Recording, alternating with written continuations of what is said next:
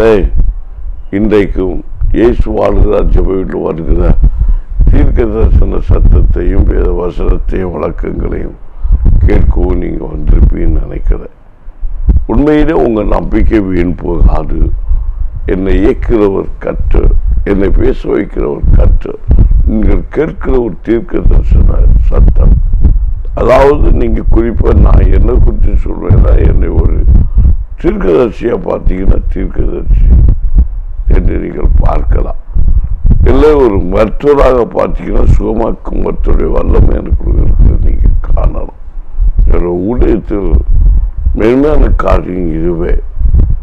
எனக்குள் என் கருத்தில் ஒளிவமர எண்ணெய் இருக்கிறதை நான் கடந்த நாளில் இறுதியாக சொன்ன காரியம் இருப்பதை ஆண்டு வெளிப்படுத்தி இருக்கிறார். அப்போ தேவனால் அபிஷேகம் பண்ணப்பட்ட பிள்ளைகள் எவ்விதமான ஆசீர்வாதம் இருப்பார்கள், எவ்விதமான நன்மைகளை பெற்றிருப்பார்கள் என்று வேறு நமக்கு சொல்கிறது என்பதை நீங்கள் தெளிவாக புரிந்து கொள்ளலாம்.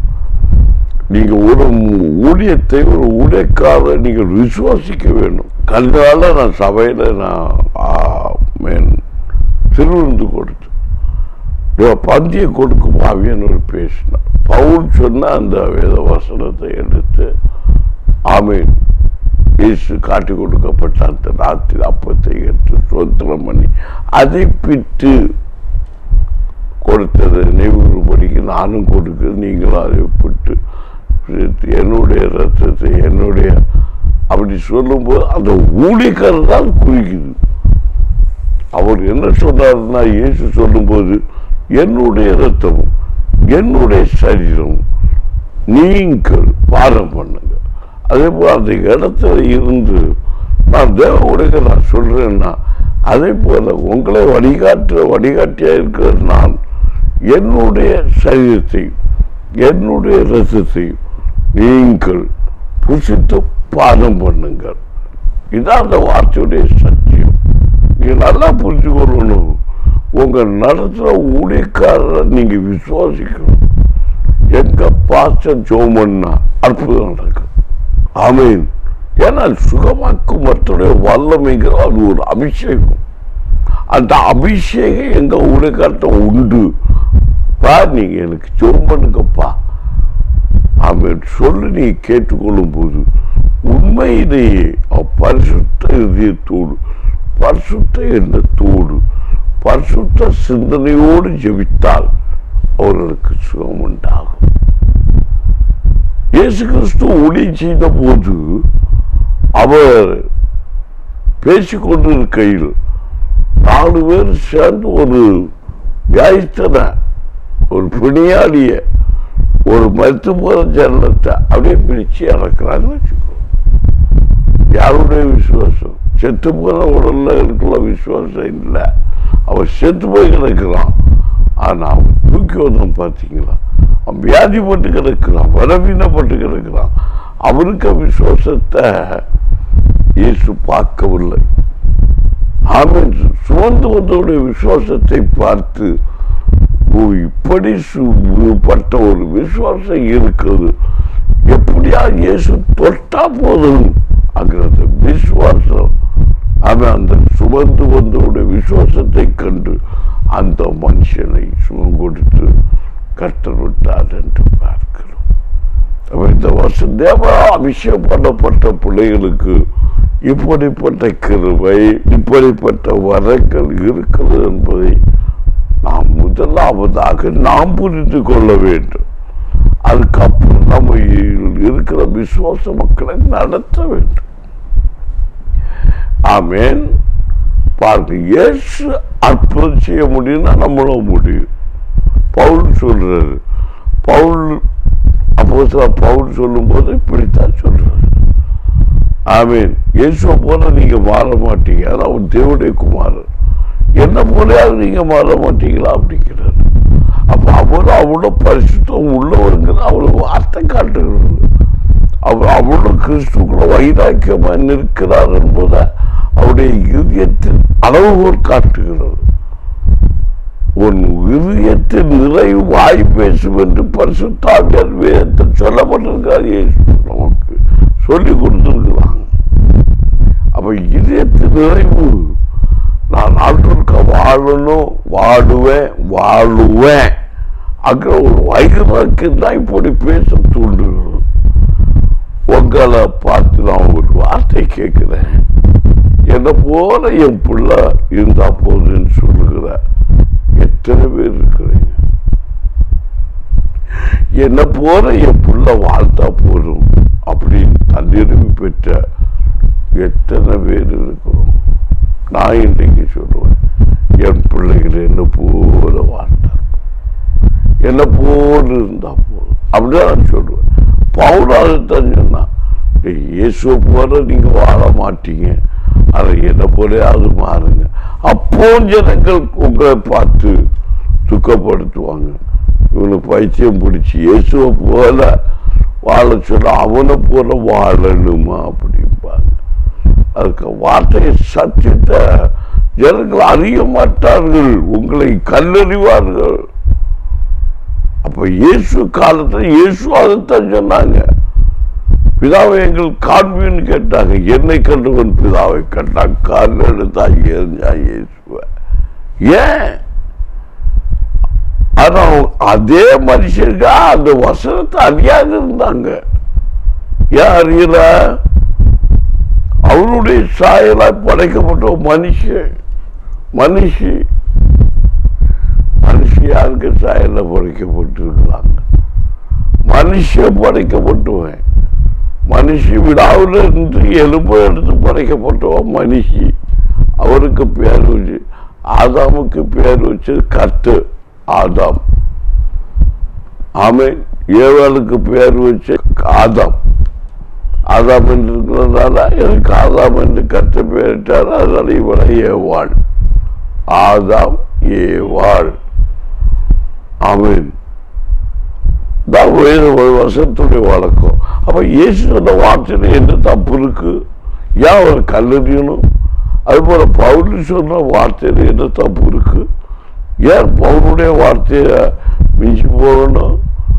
அப்ப ஏன் அந்த வார்த்தையை சொல்லுகிற தேவனுடைய காரணம் நான் அவமானப்படுத்தணும், ஏன் நிந்திக்கணும்? அப்ப அது அடிச்சோடு பின்தொடர்கிறது. ஒரு சகோதரி, நான் நேசிக்கிற ஒரு சகோதரி, நான் உணர்ந்த வார்த்தையை என் வாயிலிருந்து பேசிவிட்டேன். அவங்க எடுத்துக்கிட்டாங்க, இவரை போல நம்ம வாழணுமா, இயேசுவை போல வாழ சொல்றதுக்கு. அதை வசனத்தை படிக்கிறாங்க, வசனத்தை உட்கொள்றாங்க, அது அர்த்தத்தை அது விளக்கத்தை அறிந்து கொள்ளவில்லை. 100 முறை வசனத்தை நீங்க படிக்கலாம், ஒரு முறை படிச்சு அந்த சத்தியத்தை விளக்குங்க. ஒரு வசனத்தை படிங்க, ஒரு வாக்கியத்தை பெற்றுக்கொள், அந்த வாக்கியத்தை பெற்றுக்கொள்ளக்கூடிய சத்தியத்தை அறிந்து கொள்ளுங்க. வேதத்தில் வெளிச்சம் உங்கள்கிட்ட வெளிப்படும். இதான் கர்த்தர் அபிஷேகம். ஒருக்கா படிச்சா போதும், எல்லாம் ஸ்டோரேஜாக படிங்க. ஏதோ அதிகம் சொல்லுவாங்க, சிலரெல்லாம் சொல்லியிருப்பாங்க. 100 அதிகாரம் படித்தா பெரிய ஆசீர்வாதம், 500 அதிகாரம் படித்தா எத்தனை அதிகாரம் படிக்கிறீங்கன்னெல்லாம் முக்கியம் கிடையாது. கர்த்தரை வசனத்தின்படி நடக்க ஒப்பு கொடுங்க. கர்த்தர் உங்களோடு பேசும். இது அபிஷேகம், பரிசுத்த அபிஷேகம் பண்ணப்பட்டபடி. பரிசுத்த அபிஷேகம் பண்ணப்பட்டபடி யாருக்கும் பிரசங்கத்தையும் குறை சொல்ல மாட்டாங்க. ஆனால் அவன் தேவனுக்கு பிரியமான வார்த்தைக்கு மாறான வார்த்தை தான் கண்டிப்பாங்க. அது கண்டித்து உணர்த்து ஆவியான பரிசுத்த ஆவியான தவறான காரியத்தை ஒப்பு கொடுக்க மாட்டாங்க, தவறான காரியத்தை விரும்ப மாட்டாங்க, தவறான காரியத்தை அவங்க எப்போ இடம் கொடுக்கவும் மாட்டாங்க. இதான் பரிசுத்தாவின் அபிஷேகம் பண்ணப்பட்ட பிள்ளைகளுக்கும் மற்றவர்களுக்கும் உள்ள வித்தியாசம். ஆமேன் சொல்லுங்களா, ஆமேன் சொல்லுங்களா. கர்த்தரை கிருபை பெற்ற பிள்ளைகள் நன்றாக நாம் உணர்ந்து கொள்ள வேண்டிய ஒரு காரியம் இதுதான். அல்லேலூயா, அல்லேலூயா. சத்தமா சொல்லுங்களேன், சத்தமா ஒரு அல்ல சொல்லுங்களேன். இப்போ இந்த வேத வசனம் நமக்கு என்ன சொல்லுகிறது? ஆமேன். அப்போது ஆமேன். வாசிங்க 2ஆம் அதிகாரம் 1 முதல் 4 வசனத்தை நான் வாசிக்கும் போது உங்களுக்கு தெரியும். பெந்தெகோஸ்தே என்னும் நாள் வந்தபோது அவர்கள் எல்லோரும் ஒருமனப்பட்டு ஓரிடத்தில் வந்திருந்தார்கள். பெந்தெகோஸ்தே என்று நாள் வந்தபோது அப்போ ஒரு நாள் அன்னைக்கு இருந்திருக்கு. பெந்தெகோஸ்தே ஒரு நாள் வந்தபோது எல்லாரும் கூடி வர்றாங்க. அப்போ இன்னைக்கு பெந்தெகோஸ்தே அப்படி ஒரு சபை அப்படின்னு சொல்லி ஒதுக்கிடுறாங்க. ஒரு சபை அப்போ கூடி வருதல் என்பது சபை ஐக்கியம் என்பது பெந்தெகோஸ்தே என்னும் ஒரு நாள். அன்னைக்கு அது ஒரு பண்டிகை நாள். இப்போ ஆமீன் வாரத்தில் 7 நாள் இருக்கிறது, ஒரு நாள் பண்டிகை நாள். அது என்னைக்கு? அதாங்க ஓய்வு நாள். அன்றைக்கு கொண்டு ஓய்ந்து இருக்க வேண்டிய நாள், பண்டிகை நாள். 6 நாள் பட்ட கஷ்டத்தை புசிக்க வேண்டிய நாள் அன்னைக்கு தான். 6 நாளும் பட்ட கஷ்டத்துக்கு ரட்சிப்பு கொடுக்கிற நாள் அன்னைக்கு தான். ஓய்வு இருக்க வேண்டிய நாள். ஓய்வு நாள் ஓய்ந்திருந்து அந்த 6 நாளும் பெறப்படுத்த கர்த்தரை மகிமைப்படுத்தணும். 6 நாளும் நம்ம வேலை செய்ய வைத்து பாதுகாத்த கர்த்தரை மகிமைப்படுத்தணும். இந்த உலகத்தில் நன்மைகளை ஆசீர்வாதங்களை படைச்சா தெய்வத்தை மகிமைப்படுத்தணும். அது அவர் கொடுத்த கிருபையினால, அவருக்கு கொடுத்த ஐஸ்வர்யத்தினால, அவர் கொடுத்த ஞானத்தினால என்னென்ன இந்த பூமியில் படைக்கப்பட்டிருக்கிறதோ அது எல்லாம் நம்ம பெற்றுக்கொண்டு மகிமை நிற்கும்படிக்காக நம்ம ஒப்பு கொடுக்கணும். அதுதான் இந்த வசனம் சொல்லுகிறது. அதுதான் பாருங்க, பெந்தெகோஸ்தே என்னும் நாள் வந்தபோது அவர்கள் எல்லோரும் ஒருமனப்பட்டு ஓரிடத்தில் வந்திருந்தார். ஒருமனப்படுற நாள். ஆமேன் ஆமேன். நல்லா கவனிங்க. ஒருமனப்பட்டு ஒன்று கூடணும். சபைங்கிறது ஒரு மனம் இருக்கணும். ஒரு மனம். அப்போ சபைன்னா தேவனுடைய ஆலயம். தேவனுடைய ஆலயங்கிறது தெய்வ சபை. அப்போ ஒரு மனுஷன் முதல்ல அவன் ஒருமனப்படணும். 2வது 2 மனுஷர்கள் ஒருமனப்படணும். கூடுறவர்களிடத்துல ஒரு மனம் இருக்கணும். அப்போ பரவராஜ்யம் அங்கு இருக்கிறது. வசனம் சொல்லுகிறது, 2-3 பேர் எங்கு கூடுவீர்களோ அங்கு வாசம் செய்கிறேன். 2-3 பேர் ஒரு குடும்பம். 2-3 பேர்னா ஒரு குடும்பம். கணவன் மனைவி ஒருவர். கிறிஸ்துடைய ஒப்பந்தத்தின்படி 2 பேர்னா பிள்ளைகள். 2 பேர். 3 பேர்னா நம்ம பக்கத்தில் இன்னொருவர் கூட. 3 பேர். அது கர்த்தர் வருகிறார். கைகளை தட்ட மாட்டேங்கிறார். அங்க இயேசு வருகிறார். அங்க ஆவியான கிரியை செய்கிறார். ஆமேன் ஆமேன். சத்தமா சொல்லுங்க மக்களே. ஆண்டவர் கிரியை செய்ய தொடங்குகிறாரு. அப்ப அற்புதம் நடக்குது. விடுதலை உண்டாகுது, சமாதானம் உண்டாகுது, சந்தோஷம் உண்டாகுது, ஒருமனை உண்டாகுது. அந்த நாள் பண்டிகை நாளா மாறுது. வேற விஷயம் ஒண்ணு இல்லை. ஆமீன். பண்டிகை நாளா நம்ம கொண்டாடுறோம். அதான் பெந்தெகோஸ்தே நாள். இந்த பெந்தெகோஸ்தே சபைன்னு ஒரு பிரிவா வச்சிருக்கிறாங்க. பிரிவெல்லாம் கிடையாது. எல்லா ஆலயத்தையும் ஒரு கூடி வருது பண்டிகை நாள். சபை தான் அது. ஒரு சபைக்கிற கூடி வருவதே பெந்தெகோஸ்தே நாள். அது ஒரு பண்டிகை நாள். எங்க ஜெப வீட்டில் ஆவியானவரோடு பேசுகிற மக்கள் 2 ஆமேன் சொல்லுங்க.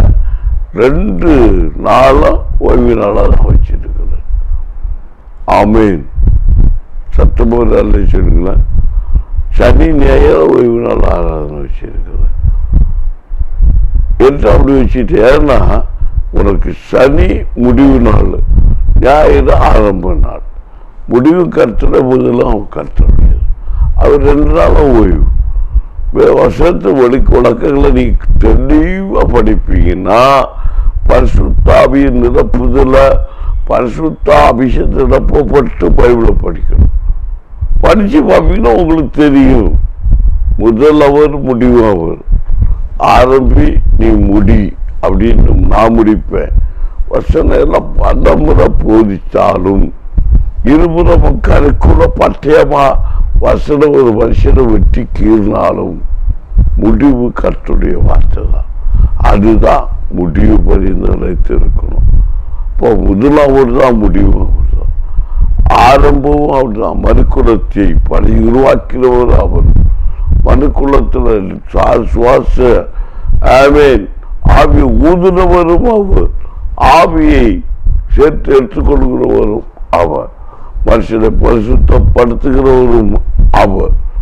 ஆமே பரிசுத்த ஆவியை அபிஷேகத்தை கொடுக்கிறவரும் அவர், மனுஷனை வாழ வைக்கிறவரும் அவர், வாழ வைக்கிறவர் அவர், உயர்த்துகிறவர் அவர், மேன்மை காண வைக்கிறவர் அவர். அவர் இல்லாமல் ஒண்ணுமே இல்லை. அப்ப அவரோட அபிஷேகம் இல்லாமல் ஒண்ணுமே கிடையாது. ஆமேன். நம்மளால ஒண்ணும் செய்ய முடியாது. மனுஷன் வெறும் புல்லை போல வெறும் பூவை போல் இருக்கிறான். அது எப்போ வாடும்? ஆமேன். கொஞ்ச நேரம் பூத்து ஜொலிக்கிற ஒரு மனுஷன் புழுக்கிற பூவு கோப்பாகி இருக்கிறான். எப்போ அவன் மலர்றான், எப்போ போகிறான், அதெல்லாம் கொஞ்ச காலம். இந்த பூமியில் அவன் கொஞ்ச காலம் தான். எல்லா வசதியும் நமக்கு தெளிவுபடுத்துது. ஆனால் நமக்குள்ள என்ன இல்லை, அதில் உள்ள வெளிச்சம் கிடையாது. நான் சம்பாதிப்பேன், நம்ம ஓடிக்கிட்டே இருக்கிறோம். சம்பாதிப்பேன், இன்னும் சம்பாதிப்பேன், இன்னும் பெரிய ஆள் ஆகணும். இருக்கிற நன்மையில் இருக்கிற ஆசையை உண்மையா நடத்துங்க, அவங்கள சந்தோஷமா நடத்துங்க. அப்போ பார்த்து நான் எதை நினைக்கிறவன், நீங்க நினைக்க மாட்டீங்க. அப்போ நான் ஏன் கோபப்படுறேன்? சந்தோஷமா தான் நடத்த சொல்றீங்க. ஆள்கிட்ட கேட்பேன், ஏன் நான் கோபப்படணும்? இல்லை, உங்களுடைய ஆமை மனுஷனோட நிறைவாக அவர்கள் சந்தோஷமா நடத்துறதுன்னா நான் கோபப்படணும். தெய்வ கோபம் நீதியை நடப்பிப்பதற்கு கோபம். நீதிமா பலபலத்தை போல செழித்து வரலாம். நீ செழித்து வரணும்னா நான் என்ன செய்யணும்? கோபப்பட்டு ஆகணும். உன்னை நீதிமான ஆக்கணும்னா நான் கோபப்பட்டு ஆகணும். அப்ப நான் பரிசுத்தமாக்கு வாழணும்னா, ரட்சிப்பை பெற்று வாழணும்னா இயேசு மரித்து ஆகணும், இயேசு சிலுவை அறையுண்டு ஆகணும். அப்படிதான் பைபிள் சேர்ந்த பைபிள். அப்போ வசனம் நமக்கு அது சொல்லிக் கொடுக்கிறது. ஆகவே தான் உங்களுக்கு போதிக்கிறார். அதுதான் இந்த வசன பகுதி. பெந்தெகோஸ்தே என்னும் நாள் வந்தபோது அவர்கள் எல்லோரும் ஒருமனப்பட்டு ஓரணத்தில் வந்திருந்தார்கள். அப்போ அந்த ஆவிக்குரிய வாழ்க்கையில நான் நமக்கு ஓய்வு நாள் ஆராதனை எதுக்கு ஒன்று கூடுவதற்கு இன்னைக்கு அது கேட்பாங்க. சவுக்குமே அதாச்சும் ஆண்டவர் நம்ம கூட இருப்பாரா? இதெல்லாம் மோசமான வார்த்தைகள். ஆமீன். ஒரு காலம் அப்படி வார்த்தை பேசாதீங்க. ஆமீன். நம்ம ஆண்டவரை நம்ம இதயத்துக்கு வேண்டிக்கிட்டா ஆண்டவர் நம்மகிட்ட கண்டிப்பா இருக்காது. உண்மைதான், இல்லைன்னு சொல்ல மறக்க முடியாது. ஆனா அந்த வசனத்தின்படி சபை கூடி வரதை விட்டு விடாதீர்கள். அதான் வார்த்தை. கூடி வந்தா நம்ம ஒரு குறிப்பிட்ட காலகட்டம் நம்ம ஆண்டுக்குள்ள தன்னிச்சையா பரிசுத்தமா வாழலாம். அந்த நாட்கள் போக போக ஜனங்களை நேசிப்பதை நாம் தவறி விடுகிறோம். அதுக்குதான் இயேசு கிறிஸ்து பல ஓமைகள் நமக்கு சொன்னார். ஒரு வழியாக ஆசாரியர் வந்தாரு, ஒரு பக்கம் லேவியர் வந்தார். ஆசாரியர் லேவியர் யாருன்னு உங்களுக்கு தெரியும். அவன் தேவ ஊழியக்காரர்கள், போதகர்கள், இவர்களை தான் அந்த காலத்திலே குறிப்பிட்ட வசனம் இயேசு. ஆமீன். பாருங்க, அவர் சொன்னார், நான் போதகன், இருக்கிற உடன்பாடுல அவர் மாறிட்டார். இங்க ஒரு ஆசாரியர் லேவியர், நான் ஊழியக்காரன், எனக்கு அதுக்கு சம்பந்தம் அவங்களும் விட்டு போயிட்டாங்க. ஆனால் ஒரு நல்ல சமாரியம் வந்தார். ஐயோ, காயப்பட்டிருக்கிற மனுஷனை பார்த்தா, ஆண்டவரே இந்த மனுஷன் காயப்பட்டிருக்கிறானே, இவருக்கு ஏதாவது உதவி செய்யணும் அப்படின்னு சொல்லிட்டு காயத்தை கட்டுப்படிக்கு அவனால் முடிஞ்ச அவனை தூக்கி தோளில் போட்டு சத்திரக்காரத்தில் ஒப்பு உடைத்தார். சத்திரக்காரைய அவரும் ஒரு ஊழியக்காரன் போதகன் அவரிடத்துல ஒப்பு கொடுத்தார். அந்த நல்ல சமாரியன் தான் இயேசு. அவருடைய நாமத்தினால்தான் நாம் பருவமாக்கப்பட்டு ஊழியக்காரர். அப்பிதமாகத்தான் ஆத்துமக்கள் நம்மை தேடி வர்றாங்க. நாம் ஒரு சத்திரக்காரனாக இருந்து அவர்களை ஆறுதல் படுத்தி அவர்களுடைய வியாதியிலிருந்து சுகத்தை கொடுத்து தொட்டு ஜெபித்து ஆசீர்வதித்து அவர் தேவனுடைய ராஜ்யத்துக்கு நேரம் நடப்பிக்க வேண்டும். இதான் வேதத்தில் வெளிச்சம். இன்னைக்கு நம்ம ஜெபிக்க வந்தா நம்ம எங்க வழி காட்டுறோம்? நம்ம ஞானமா செயல்படணும் வசனத்துல. இதற்காக இன்னும் இயேசு அந்த வசனத்தில் அவர் உறுதிப்படுத்தி இருக்கிறார். அப்போ அந்த நல்ல சமாதியை கொண்டு கொடுத்துக்கிட்டு அவர் ஒரு கேள்வி கேட்பாருன்னா, ஆமேன், இன்னும் ஏதாவது தேவைப்பட்டு நான் உங்களுக்கு கொடுப்பேன், இவரை நீங்க ரட்சிப்பு நடத்துங்க. பரிசுத்த அபிஷேகம் பண்ணப்பட்ட பிள்ளைகள் சபையில கூடி வரணும். ஆமேன், அல்லேலூயா. கூடி வருதா பெந்தேகோஸ்தே நாள் கொண்டாட்டம் பண்ணால் பண்டிகை நாள். அன்னைக்கு அங்க என்ன இருக்கணும்? பண்டிகை நாள்ல முதல்ல நல்ல போஜனம் இருக்கணும், மகிமையான வஸ்திரம் இருக்கணும், அங்க நல்ல வெண்வஸ்திரம் இருக்கணும். ஏன்னா வெண்வஸ்திரம் உடுக்கிறவங்களை பார்த்து இன்னைக்கு பெந்தேகோஸ்தேக்காரி அப்படிங்கிறாங்க. பெந்தேகோஸ்தே நாளுண்டா இது எந்த நாள்னு சொல்லியிருக்கு பாருங்கன்னா, அந்த நாள் வந்து அன்றைக்கு பரிசு அமேன் எனது சுத்தமாகணும். சுத்தமாகிறதுனால அந்த வார்த்தை கேட்கறது, சுகப்படுத்துறது, வியாதிப்பட்டவர்களுக்கு சுகம் கொடுக்கிறது, அந்த நாளெல்லாம் அன்றைக்கு தான். நீங்கள் ஒர்க் ஷாப்பில் ஒரு வாகனத்தை ஏற்றி வேலை பார்க்கறது போல அவை அங்கே சேதுவாரம் எல்லாம் அங்கே தான். எல்லாம் கலத்தி மாட்டி தூக்கி எறிகிறது, உங்களுக்கு வேண்டாத காரிய கிரியெல்லாம் மாற்றுறது, அந்த போதகம் போதிக்கிறது, அவன் அதை சீல் புதுக்கிறது, காயம் கட்டுறது, மருந்து வைக்கிறது, மருந்தை வச்சுக்கிட்டு ஆகாரம் கொடுக்கறது, ஆசீர்வாதத்தை பற்றி பேசுறது, ஆசீர்வாதத்தை காட்டுறது, மாம்சத்துக்குரிய பலத்துக்குரிய போஜனத்தை சபையில கொடுக்கிறது, இதெல்லாம் தான் பரவராட்சியத்துக்குரிய ஆசீர்வாதம். சரி கேட்பாங்க, சமையல் எதுக்கு? ஆகாரம் அவிச்சு போடணுமா, சமைச்சு போடணுமா? ஏன்னா வருஷத்துக்கு வெளிச்சம் அங்கதான் இருக்கு. பரவராஜ்யம் என்பது புசிப்பு குடிப்பு மட்டுமல்ல, அதுல ஒரு மறைஞ்சி இருக்கிற உண்மையின் சமூகம் என்னன்னா, அப்ப நீங்க உறுதி செய்யணும், புசிப்பு குடிப்பு இங்க இல்லாம பரவராஜ்யம் இல்லை. அதான் வார்த்தையுடைய சத்தியம், அடிஸ்தானம் அதுதான். ஆனா இன்னும் ஜனங்கள் புசிப்புக்கும் குடிப்புக்கும் மட்டும்தான் முக்கியத்துவம் கொடுக்குறாங்க. புசிப்புக்கும் குடிப்புக்கும் முக்கியம் கொடுக்கிற மனுஷனை பார்த்துதான் ஆண்டவர் சொல்றாரு, புசிப்பும் குடிப்பும் மட்டுமல்ல. இதே நம்பி இருக்காத. ஆமேன். இதுதான் பெருசு நினைச்சு வாழாத. ஏதோ அன்னைக்கு கோவினால் ஆராதனை, ஆமே, என்ன இறைச்சி சமைச்சு சாப்பிட்டு ஆண்டவருக்கு ஆராதனைக்கு போயிட்டு சமைச்சு சாப்பிட்டு சந்தோஷமா வீட்டில் இருக்கிற நாளாக்கும் அப்படி சொல்லி சிலர் பண்றாங்க. அதெல்லாம் நிறைவை கொடுக்கும் உங்க ஆத்மாவுக்கு, உண்மைதான். ஆனா வசனம் அன்னை கூடி வருதல் முக்கியம் தான் இந்த வசனம் சொல்லுது. நாங்கள் வீட்டில் இருந்து ஜெபிக்கிறோம், துதிக்கிறோம், சந்தோஷமா இருக்கிறோம், பூசிக்கிறோம், குடிக்கிறோம், மகிழ்ச்சியா இருக்கிறோம். நாங்கள் யாரையும் வேதப்படுத்த போயிடும், துக்கப்படுத்த போயிடும், பாரம். நாங்கள் உழைக்கிறோம், சம்பாதிக்கிறோம், நாங்கள் புசிக்கிறோம், குடிக்கிறோம், ஆண்டவரை வீட்டில் இருந்து மேம்பட்டுக்கிறோம் அப்படின்னு இந்த வசனம் நமக்கு சொல்லவே இல்லை. அதாவது ஒரு நாள் ஆமேன் நம்ம கூடி வருதுன்னு விட்டுறக்கூடாது, இருக்கணும். கூடி வந்தார்கள், ஜனங்கள் எல்லோரும் கூடி வந்தார்கள். அதுதான் செஞ்சோம். கைகளை தட்டி தேவனை மகிமைப்படுத்திக்கலாம். இதெல்லாம் வேதத்துடைய சத்தியம்.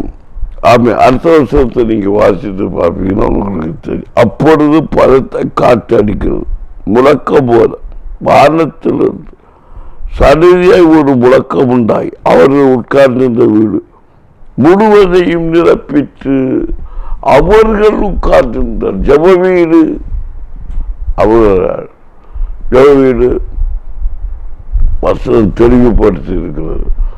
ஜெப வீடு இல்லை, சர்ச்சின் இருக்கு, தேவ ஆலயம் என்று இருக்கிறது. ஆமேன். பல பிரிவு, அந்த ஆலயம் இந்த ஆலயம் இருக்கு, எல்லாமே வீடு தான். ஜெப வீடு, என்னுடைய வீடு சகல ஜனங்களுக்கும் ஜெப வீடு எனப்படும். கர்த்தருடைய வீடு, அதுக்கு ஜெப வீடு. அதனால் ஜெப வீடு பேர் வச்ச எங்க ஜெப வீடு தான் வீடு, சர்ச்சல்ல அப்படி சொல்லுவோம். என்னால் அது எனக்கும் தெரியாது. அப்போ ஜெப வீடு அப்படி நம்ம நடத்தி வருதுன்னா அதுக்காக ஜெப வீடு வேற சர்ச் வேற நினைக்காதீங்க. கர்த்தரை உயர்த்துகிறோம், ஆராதிக்கிற கர்த்தருடைய வீடு. அங்கே எல்லாமே இருக்கணும். அப்படி என்ன இருக்கணும்? ஆகாரம் இருக்கணும், வசனம் இருக்கணும், சுகமாக்கும் மற்றுடைய வல்லமை இருக்கணும், சீர்பிடிக்கிற இடம் இருக்கணும். இங்க அதுதான் இந்த வசன பகுதி நமக்கு தெளிவுபடுத்தி இருக்கிறது. ஒரு கூடி வர்ற இடம் எல்லாவற்றிலும் 100% ஆண்டவரை மையப்படுத்தி தான் இருக்கணும். அது ஒரு நாளும் இல்லை 2 நாள். நான் 2 நாள் கொடுத்துருக்கேன், நீங்கள் 1 நாள் கொடுத்துருக்கிறீங்க. அதுக்காக நான் வித்தியாசமான ஊழியக்காரன்னு சொல்ல வரல.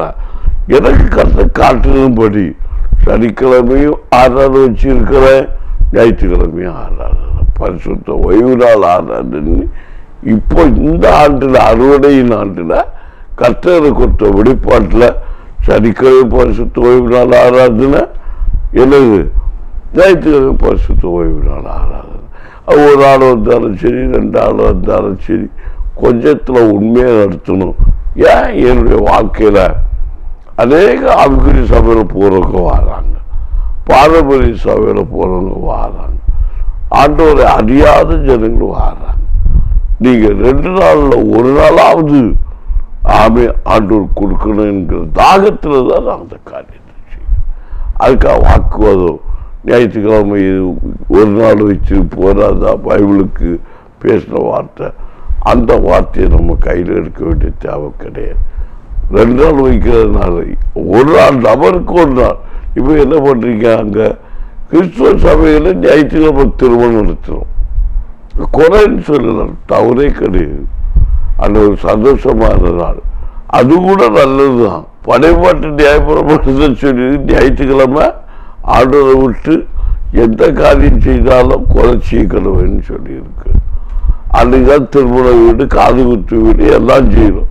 அன்னைக்கு சோறு கூட ஆக்கக்கூடாதுன்னு பைபிளில் சொல்லியிருக்கு.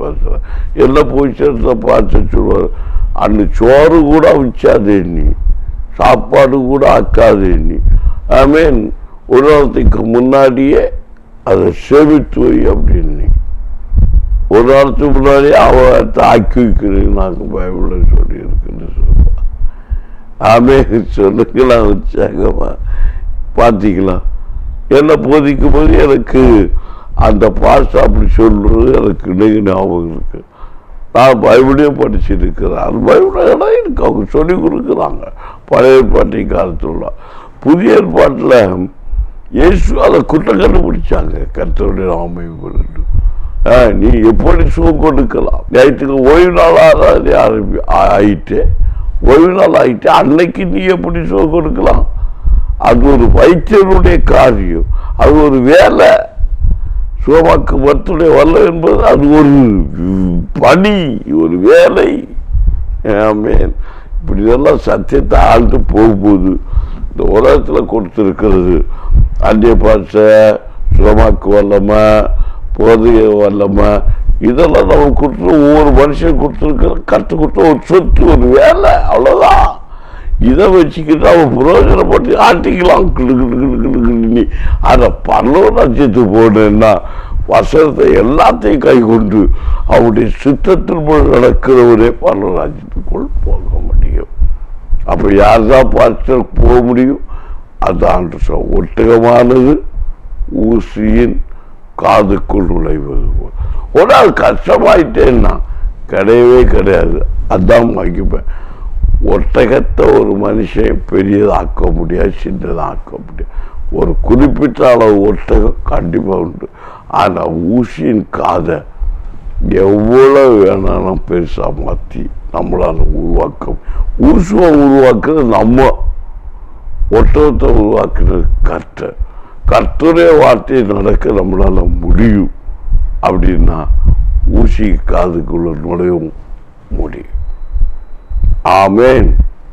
நம்ம எவ்வளோ ஆனாலும் பெரிய மனப்பான்மை, மகிமையான காரியம் நமக்குள்ள ஒன்றுன்னா ஒட்டகம் நமக்கு வழியாக போகுன்னு தான் வார்த்தை. இதுதான் தீர்க்க தரிசனம். அவன் தேவப்படுகிற பரிசுத்த அபிஷேகம் நமக்குள்ள வரும்போது, ஆமேன், நாள் வந்தபோது, செய்கிற நாள் வந்தபோது அவர்கள் எல்லோரும் ஒருமனப்பட்டு கொடுத்து பரிசுத்த அபிஷேகம் பண்ணப்பட்ட பிள்ளைகள் எப்போது இந்த சூழ்நிலையிலும் எந்த இடத்துல ஒருமனமாக இருப்பாங்க. அவர்கள் அசைக்கப்பட முடியாது. ஒரு மனம் முப்புரி நூல் அந்து போவதில் ஒரு மனம், 3 ஆவி, ஆத்மா, சரீரம். இதுதான் பரிசுத்த அபிஷேகம் பண்ணப்பட்ட. ஆவியில் தத்தரிப்பு கிடையாது. ஆத்மா முழுவதற்கு கர்த்தர் நோக்குகிறது. சரீரமோ அதற்கு உகந்து ஒப்பு எடுக்கும் போது ஆவி ஆத்மாச்சு. ஆமேன். இதை ஜீவாதப்படியாக ஆண்டுடைய பார்த்து ஒப்பு எடுக்கும் போது கர்த்தர் நம்ம உயர்த்துகிறார். எதுவும் இந்த உலகத்தில் நம்மளை ஜெயிக்க முடியாது. இதுவே சத்தியம் என்று சொல்லி நான் உங்களுக்கு ஆட்சேபிக்க போகிறேன். அன்பு பரலோக தகப்பனே, உம்மை நோக்கி கூப்பிடுகிறேன். பரிசுத்த ஆவியானவரை உம்மை சொத்திருக்கிறோம், மகிமைப்படுத்துகிறோம்.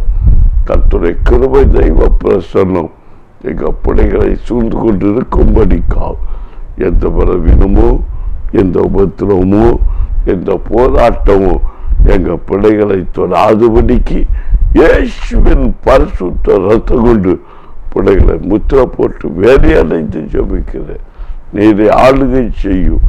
இப்போது இந்த சத்தம் ஒலிக்கிற ஒவ்வொரு இல்லத்திலும் ரட்சிப்பு உண்டாவதாக, விடுதலை உண்டாவதாக, சுகம் உண்டாவதாக, மகிமை உண்டாவதாக, உம்முடைய பலத்தில் இடை கட்டுவீராக.